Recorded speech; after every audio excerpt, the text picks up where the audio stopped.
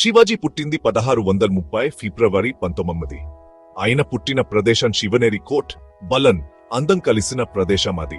ఆ ప్రాంతం దక్కన్ పీపభూమి అని ప్రసిద్ధి. ఈ ప్రాంతాన్ని చాలా రాజ్యాలు పాలించేవి.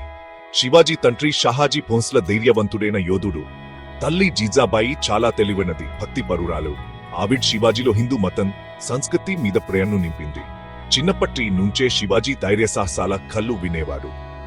రామాయణం, మహాభారతం గురించి తెలుసుకున్నారు. ఈ కథలు న్యాయం కోసం పోరాడాలి, ప్రజలు కాపాడాలి అనే కోరికను కలిగించాయి. శివాజీ చదువు పుస్తకాలకే పరిమితం కాలేదు. ఆయన చిన్నతనంలో దక్కన్ ప్రాంతంలో తిరిగాడు.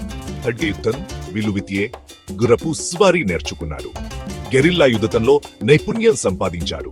రాజకీయ పరిస్థితులను గమనించాడు. దక్కన్ ప్రాంతం బలమైన సామ్రాజ్యాల మధ్య సంఘర్షణలో ఉంది. షాజహాన్ నాయకత్వంలోని మొఘల్ సామ్రాజ్యం విస్తరిస్తోంది. శివాజీ తన ప్రజలకు స్వేచ్ఛాయుతమైన స్వతంత్ర దేశం కావాలని కోరుకున్నాడు.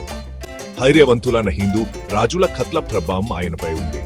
మొఘలులను ధైర్యంగా ఎదిరించిన రాజ్పుత రాజు మహారాణా ప్రతాప్ ఖాన్ నుండి ప్రేరణ పొందాడు. శివాజీ యుద్ధవీరుడిగా ప్రయాణం 16 ఏళ్ల వయసులోనే మొదలైంది. 16 ఏళ్లకే తోర్నా కోటను వశపర్చుకున్నాడు. ఈ కోట్ వ్యూహాత్మకంగా చాలా ముఖ్యమైనది. స్వతంత్ర రాజ్యాన్ని స్థాపించాలనే శివాజీ ప్రయత్నంలో ఇది మొదటి అడుగు. బలమైన కోట ప్రాముఖ్యతను శివాజీ అర్థం చేసుకున్నాడు. పాత కోటలను కైవసం చేసుకుని మరమ్మతులు చేశాడు. కొత్త కోటలను వ్యూహాత్మక ప్రదేశాల్లో నిర్మించాడు. ఇది ఆయన సైన్యానికి పెద్ద బలం చేకూర్చింది. స్థానిక ప్రజల నమ్మకం, విశ్వాసాన్ని పొందాడు. హంచివేసే పాలకుల నుండి తమను రక్షించేవాడిగా ఆయనను చూశారు.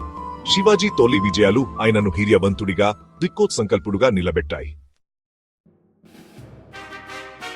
1659లో జరిగిన ప్రతాప్ గౌబ్ యుద్ధం శివాజీ జీవితంలో మలుపు.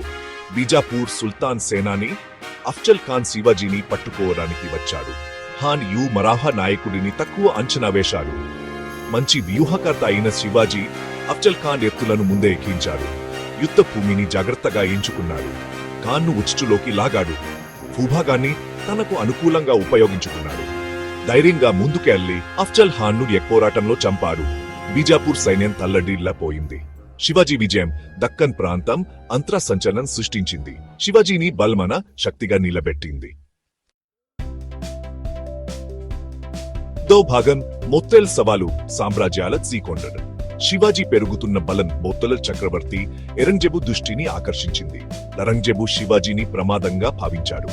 మరాఠా రాజును ఆచివేయడానికి తన సమర్థమైన సేనలను పంపాడు. శివాజీ ధైర్యం, వ్యూహాత్మక ప్రతిజ్ఞతో మొత్తల్ సవాలును ఎదుర్కొన్నాడు. గెరిల్లా యుద్ధ వ్యూహాన్ని ఉపయోగించాడు. విశాలమైన మొఘల్ సైన్యాన్ని ఎదుర్కోలేని ఆయనకు తెలుసు. మొఘల్ స్థావరాలపై, సరఫరా మార్గాలపై దాడి చేశాడు. మొఘల్ సైన్యం వెంబడించినప్పుడు కొండలు, అడవుల్లోకి వెళ్లిపోయేవాడు. శివాజీ వ్యూహాలు మొఘలులను ఫ్రస్ట్రేట్ చేశాయి. శివాజీ బలమైన ప్రత్యర్థి అని నిరూపించుకున్నాడు. భాగం గెరిల్లా యుద్ధం. శివాజీ సైనిక చాతుర్యం. శివాజీ గెరిల్లా యుద్ధంలో నైపుణ్యం ఆయన విజయానికి కీలకం. వేగం, ఆశ్చర్యం, భూభాగం గురించి అవగాహన యొక్క ప్రాముఖ్యతను ఆయన అర్థం చేసుకున్నాడు. ఆయన సైనికులు చాలా చురుకుగా ఉండేవారు. గుర్రపు స్వారీ, విలువిద్యలో నైపుణ్యం కలిగి ఉండేవారు. తన సైన్యాన్ని చిన్న చిన్న యూనిట్లుగా విభజించాడు. ఈ యూనిట్లు వేగంగా దాడి చేసి దక్కన్ ప్రాంతపు కహనమైన భూభాగంలో మాయమయ్యేవి. పెద్ద మొఘల్ సైన్యాలు వీరిని ఎదుర్కోవడం కష్టమయ్యేది. శివాజీ వ్యూహాలకు మరో కీలకం ఆయన నీగిలా విజయవస్క. ఆయనకు ఆ ప్రాంతం అంతటా గూఢచారులు ఉండేవారు. శత్రువుల కదలికల గురించి విలువైన సమాచారం అందించేవారు. ఇది మొఘల్ దాడులను ముందుగానే తెలుసుకోవడానికి, ఎదుర్కోవడానికి శివాజీకి సహాయపడింది. భాగం పట్టాభిషేకం, వారసత్వం, సామ్రాజ్యం ఉదయం. 1674లో శివాజీ తనకు తానుగా ఛత్రపతిగా పట్టాభిషేకం చేసుకున్నాడు. ఇది స్వాతంత్ర ప్రకటన. మరాఠా సామ్రాజ్యం అధికారికంగా స్థాపించబడింది. శివాజీ బలమైన, సమరవంతమైన పరిపాలనను ఏర్పాటు చేశాడు. ఆదాయ వ్యవస్థను అమలు చేశాడు. ఇది తన సైన్యం, ప్రభుత్వానికి స్థిరమైన ఆదాయాన్ని అందించింది. తన ఆస్థానంలో మరాఠీ భాషను ప్రోత్సహించాడు. హిందూ కళలు, సంస్కృతికి ఆదరణ కలిగించాడు. శివాజీ పాలన న్యాయం, ప్రజల సంక్షేమతో కొనసాగింది. 8వ భాగం ప్రతి ఓటనకు చిహ్నం. శివాజీ శాశ్వత ప్రభావం. శివాజీ వారసత్వం ఆయన సైనిక విజయాలకు మాత్రమే పరిమితం కాలేదు.